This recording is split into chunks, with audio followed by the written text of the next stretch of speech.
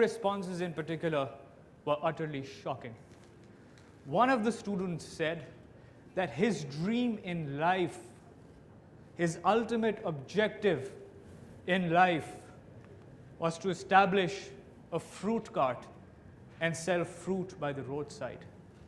The other student said that his dream in life was to become a mechanic and repair cycles at a cycle workshop. The two answers left me stunned, and I had no further energy to inquire from the other students. The problem with this, and the problem with the responses that I got, was that these students had no ambition in life. They could not think beyond what was prevalent in their locality. So when I was standing there and when I heard these responses, I was utterly shocked. After all, this was a time when me and my friends were still in our A-levels. Day in, day out, we would discuss, argue, and fight over what to do with our lives. Where should we go? Where should we apply? What should we study? Law or politics? Medicine or engineering? And yet, while me and my friends were occupied with all these questions, and while we were focused and asking the right questions from each other, here they were, a group of kids, perhaps my age or a little smaller, who despite all their years of schooling and despite all the facilities they had, still thought that the highest that they could wish for, the most that they could aspire for, and all that they could ever dream for was to open a fruit cart and work as a mechanic. I was left stunned. But what is even more surprising is that when I got back and shared this incident with members of my family and some members from my school, the response I got was utterly shocking. Some of my friends told me, well, you see, it doesn't really matter if this is what these kids want to do, because, you see, they come from less privileged backgrounds. All right, I admit that they come from less privileged backgrounds. And just to give you an idea, this is a picture I took from my cell phone of the road that leads up to that school. But why should this picture matter anyway? Why should it matter where the school was located? Because people who say that it does matter, what they're effectively saying is that your birth should determine and effectively decide what your dreams in life should be, what your goals in life should be, what your ambitions should be. But is that really so? Is that how it should be? So let's go back to the example of those kids and ask ourselves this question, that just because those kids were born in a village, should we all be fine and okay with them dreaming about becoming carpenters and dreaming about becoming mechanics? Surely not. I hope people in the audience do not subscribe to that view, because what people don't actually realize is that the fundamental issue is not what these children can be, but what they want to be. Not what they are capable of, but what they aspire for. Because the fact of the matter is that these kids were having an education, irrespective of the fact where that school was located. At least one would have expected was that these kids should have had the hunger to change their fortunes. They should have had the desire to break the vicious circle of poverty, and they should have had the realization that their education could be utilized and harnessed to that effect. But unfortunately, the fact of the matter is that none of those kids in that room on that day had the ambition needed to succeed in life, and none of them thought like that. And this leads to a few questions that we must ask ourselves. That as a society, we must go and look into ourselves. What kind of education are we imparting? What is the point of an education that does not teach our children to dream? And it is precisely questions like these that take me back to the day at STS. And I often wonder, why was there such a large discrepancy between my dreams and the dreams of those kids? Over the last few years, I have become convinced that the reason why these kids had such limited dreams and such limited ambitions in life was because they did not have the exposure. And because they did not have the exposure, they were not able to interact with people from outside the village. This is what I call the nexus between exposure and interaction. And in my opinion, it is this nexus that explains why the kids at STS gave me the answers that day. Let's pick out exposure first and go into the details of why I think exposure is so critical. You see, the reason why these kids dreamt about becoming mechanics and fruit vendors was because they simply did not have the exposure to the endless possibilities of life. These kids had spent most, if not all, their lives within the boundary of their village. Growing up in a limited space with no exposure to the world outside, they had learned to imbibe a definition of success that was prevalent only in their locality. So they grew up idealizing successful people as understood by those in the village. And because people like you and me rarely venture into such places, our understanding of success never mixed with theirs. To put it in context, our dreams, our ambitions, and our goals are shaped by our subjective experiences and our surroundings. People in this room want to become doctors, engineers, or lawyers because we see other people do it around us. We draw inspiration from our surroundings. Seeing people do it makes us believe that so can we. But what about that kid from that village whose mother is a cleaner, whose father is a fruit vendor, and whose uncle is a carpenter? What about that kid who has had absolutely no qualitative exposure to the world outside, who has never met, let alone interacted with a lawyer or a businessman? Surely he will have no other option but to get inspired by people from within the village. And as a result, he will draw inspiration from people whom he thinks to be successful and people who are just confined to the limits of that particular village.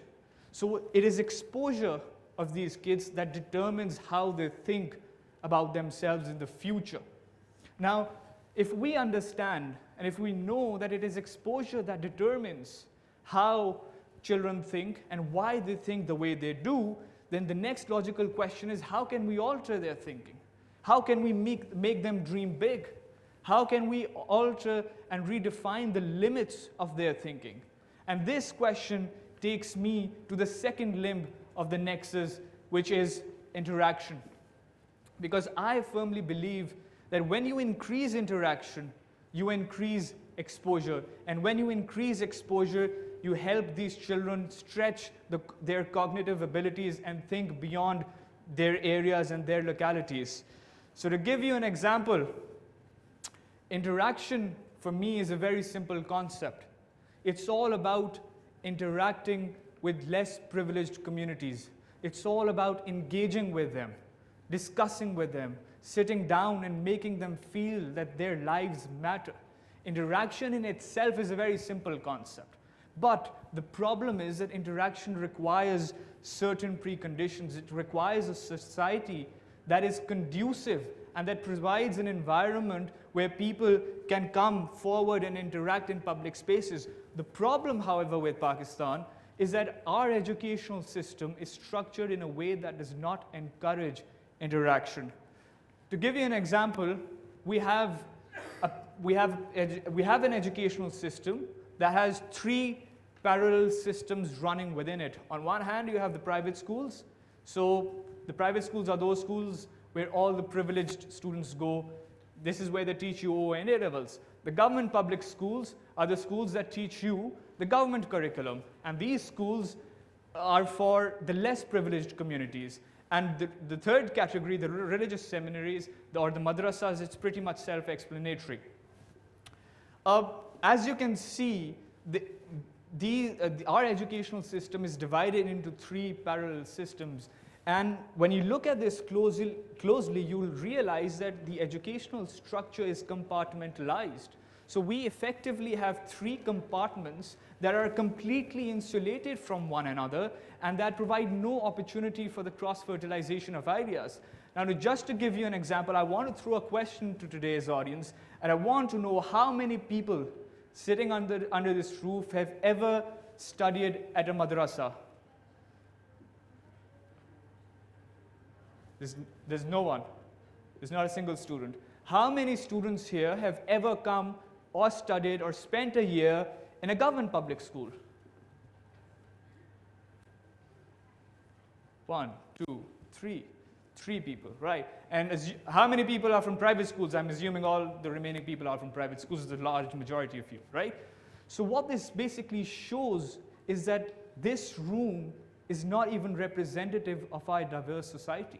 Now let's just flip this question around. How many people, and since a large majority of you are from private schools, how many of you have ever bothered to visit and see what a madrasa looks like from the inside?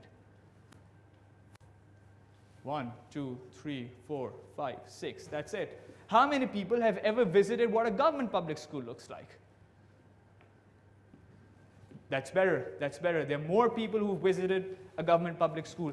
But what you're just seeing here is a practical demonstration of our compartmentalized educational system that provides no opportunity for the exchange of ideas. Today we are here at this TED Talk, exchanging ideas, bringing in new information, but the only people who are benefiting from this exchange of information are people from the private schools.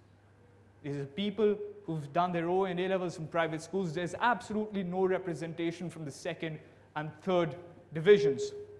So the point that I'm trying to make here is that our educational system has erected artificial barriers that dissuades social interaction across this educational divide. And because there is no interaction, there is no cross-fertilization of ideas. And when there is no cross-fertilization of ideas, you don't have there is no meaningful exposure. And when there is no meaningful exposure, your educational system is going to produce kids who cannot think and kids who cannot dream. It is precisely in response to such a deplorable educational system that in 2010, me and my friends decided to set up Next Generation Pakistan, a youth-based charity. At the heart of the reason for establishing the organization was to provide a platform to students from private schools to come out and step out of their homes and interact with students from government public schools and students from madrasas. We only wanted to provide a platform and facilitate this exchange of ideas so students in government public schools have a greater exposure and can step out and interact with their compatriots from other divisions of the educational system. In 2010, we started off with a team of just 5 people. Today, we have a team of more than 120 members. In the intervening 5 years, NGP has raised more than 8 million rupees. It has taught, trained, and mentored more than 2,284 students from underprivileged backgrounds. And in the time, it has organized more than 24 different welfare projects. The organization has also managed to sustain 3 managerial transitions, and it has now evolved into a truly meritocratic and democratic institution. But what is most important, and something that I wanted to discuss, is the philosophy behind the work that we do. Our philosophy is simple. We want to allow students from private schools and give them a platform from where they can come out of their homes, break their elitist bubble, and interact with students from less privileged backgrounds. In this regard, we've organized each year, we organize 3 to 4 different internship programs, and our volunteers who come from private schools have gone to far-flung places that you might not have ever even heard of. To date, our volunteers have gone to places like Gopalnagar, Sharakpur, Gohava, Alam Bibi, Androon Sheher, so on and so forth, and God knows how many names I'm missing at the moment. Similarly, because we believe in maximizing the children's exposure, at the end of each internship, we take them to a field trip. So we've taken them to the Badshahi Mosque, the Lahore Fort, Masjid Wazir Khan, PIA Planetarium, the Science Museum, the Lahore Museum, the Lahore Zoo, and these are places, again, that students have never ever been to. It's the first time that we take them to such places. Sharing this, the interesting thing is that at the end of each internship, we also host a customary lunch for our students at McDonald's. So again, this is a place that they've never been to.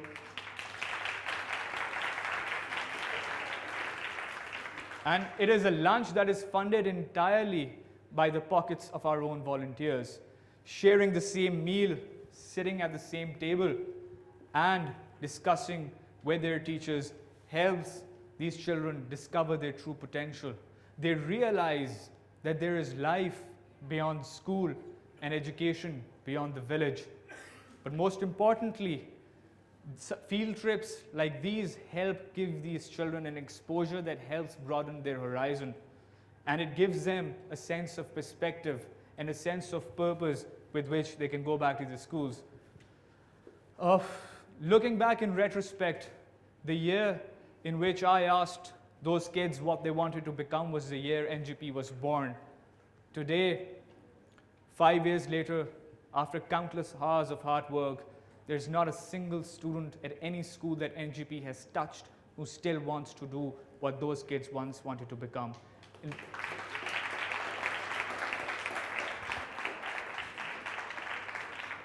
Instead, when I ask them the same question now, one of the students says that he wants to become a doctor and open a hospital, and the other says he wants to become a teacher and spend his life teaching children. So what my experience tells me is that a mix of exposure and interaction can help extend the frontiers of the limits of these children's thinking, and in my experience, it has really worked. But before I conclude, I want to end with one of my most favorite pictures from NGP's work. It has a rare blend of history in the background, the future in the forefront, and poetic vision to the top right.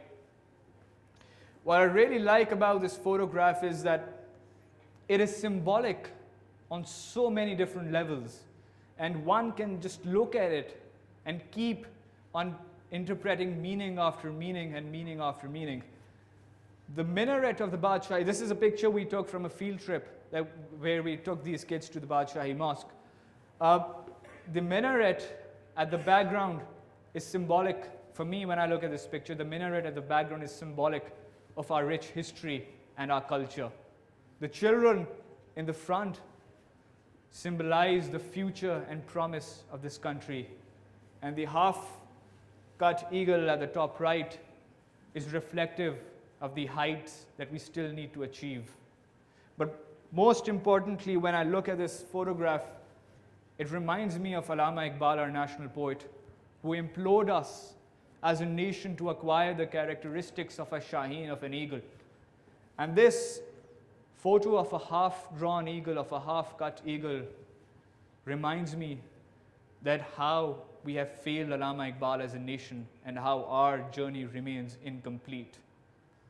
So, drawing inspiration from this photograph, I firmly believe that if we really want to pursue Jinnah's and Iqbal's true Pakistan, we must, as a first step, help these underprivileged children from the other side of the educational divide to look up into the sky and help them dream big.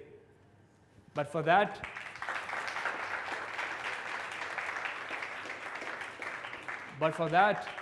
we will need to accept that as privileged members of the society, as members of the private school, we have a greater duty to contribute to Pakistan. So let's resolve and join our hands together and embark on this beautiful journey of redefining limits, one child at a time. Thank you.